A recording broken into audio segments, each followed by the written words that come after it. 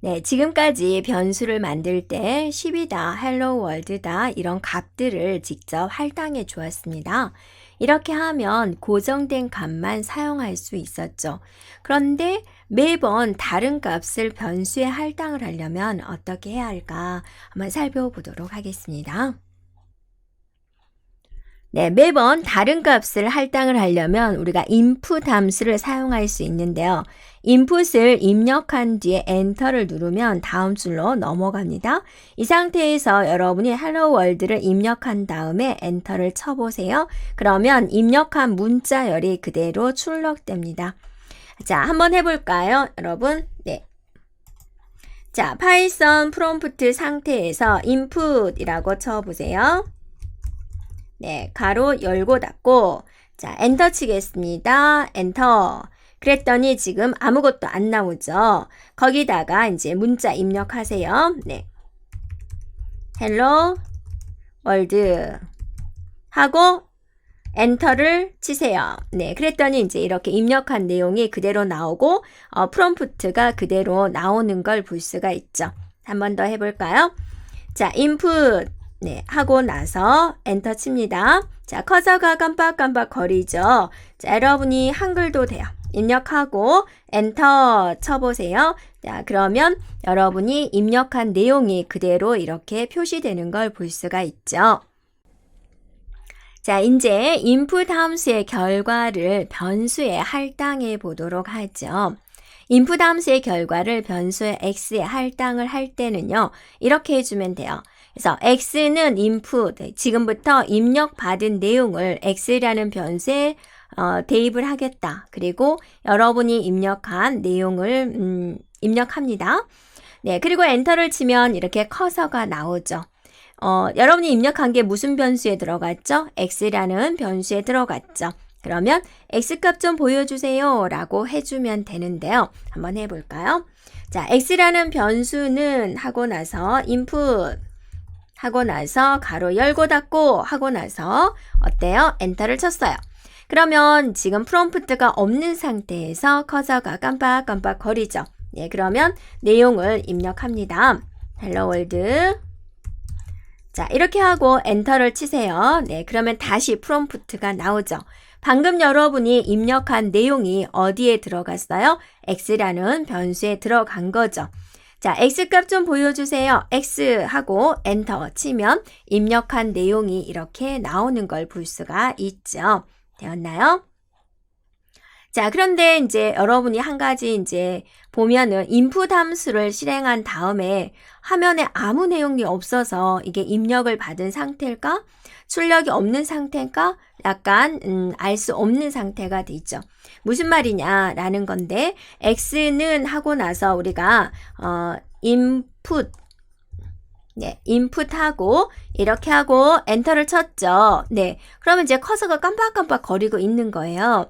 네, 그래서 이게 입력을 해라라는 상태인지 출력이 없는 상태인지 알 수 없다라는 거죠. 네, 그래서 이거를 이제 좀 수정을 해보자 해서 이제 우리가 어떻게 표현하는 게 좋냐면은요. 네, 그래서 우리가 어떤 식으로 표현하는 게 더 매끄럽냐면은요, input 가로 안에 문자열을 지정해 주면 더 좋겠다라는 거죠. 변수는 하고 나서 input하고 문자열을 넣어 줍니다. 예를 들어서 x는 하고 나서 네, input 가로 열고 자, 내용을 이제 입력을 해 보겠습니다. 그래서 자, 문자열을 입력하세요. 이렇게 해주고 한 칸 띄워주는 게 더 좋겠죠? 따옴표 맞고 가로 맞고 네, 엔터 쳐볼게요. 네, 그러면 커서만 깜빡거리는 게 아니라 이렇게 안내문이 나오고 커서가 깜빡거리니까 일반 사용자가 봤을 때 어때요? 더 이해하기가 좋죠. 그러면 이제 내용을 입력하는 거죠. 네.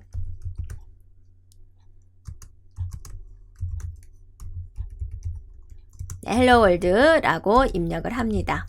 이렇게 됐죠? 엔터 칩니다. 그럼 됐죠? x가 기억하고 있는 값은 무엇일까요? x를 쓰고 엔터를 치면은 x의 기억된 값을 보여주게 됩니다. 자, 그렇게 문자열을 입력한 뒤에 이제 엔터를 치면은 우리가 입력한 값을 그대로 출력할 수가 있고요. 이 문자열은 우리가 스크립트 파일 사용자에게 입력받는 값의 용도를 미리 알려줄 때 사용합니다. 자, 다른 말로는 이거를 뭐라고 부르냐면 이제 프롬프트다라고 합니다. 그래서 파이썬 프롬프트 이 기호와 같은 의미를 갖는다라는 거죠. 그래서 파이썬 프롬프트에는 이 기호가 나오고 여기서 커서가 깜빡거리는데 인풋 안에 이렇게 문자열을 입력하니까 문자열을 입력하세요 나오고 나서 이 부분에서 커서가 깜빡깜빡거린다라는 의미가 되겠습니다.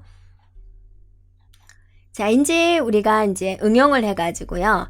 숫자 2개를 입력받은 다음에 두 숫자의 합을 구해보도록 하겠습니다. 친절하게 첫 번째 숫자 입력하세요. 두 번째 숫자 입력하세요 라는 멘트를 주고요.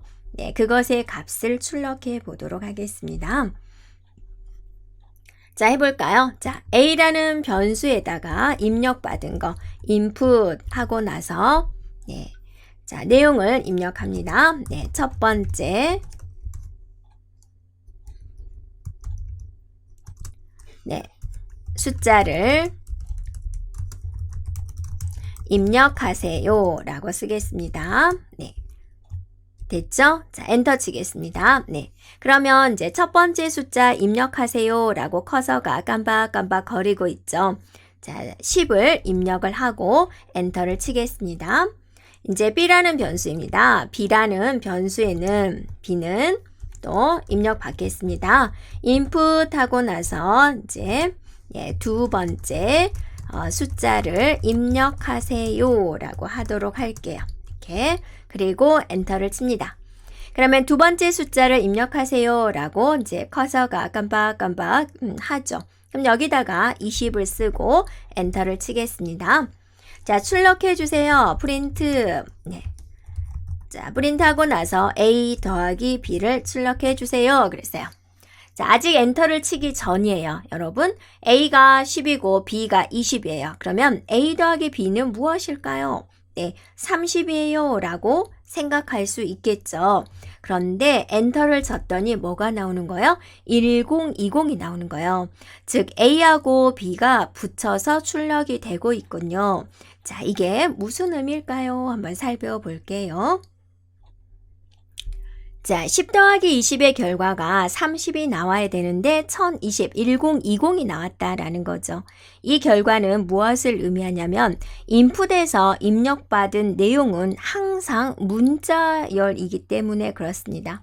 그래서 10이다, 20이다. 우리 눈에는 겉모습에는 숫자이지만 실제로는 문자열인 거예요. 그래서 10과 20을 연결해서 1020 이렇게 나오게 됩니다. 한번 확인해 볼까요? 지금 여러분이 앞에서 A에다가 입력받고 B에다가 입력을 받았죠. 그러면 자, 형태를 알아보는 거 타입이 있었죠? 타입 A 해보세요. 그러면 string str이라고 보이죠? 자, 타입 또 B 해볼까요? 타입 B 해보세요. 네, 엔터. 그러면 string이다 라고 나오죠. 다시 한번 간단하게 우리가 A는 input 했어요. 그럼 여러분이 커서 깜빡거립니다. 10을 한번 입력을 해볼게요. 엔터. 됐죠? 자, 타입 한번 줍니다. 타입 A, A의 타입은요? 라고 주면은 이렇게 스트링입니다. 문자열 형태입니다. 라는 걸 알 수가 있죠. 그래서 우리가 인풋으로 입력받은 것은 항상 뭐다? 문자다 라는 겁니다.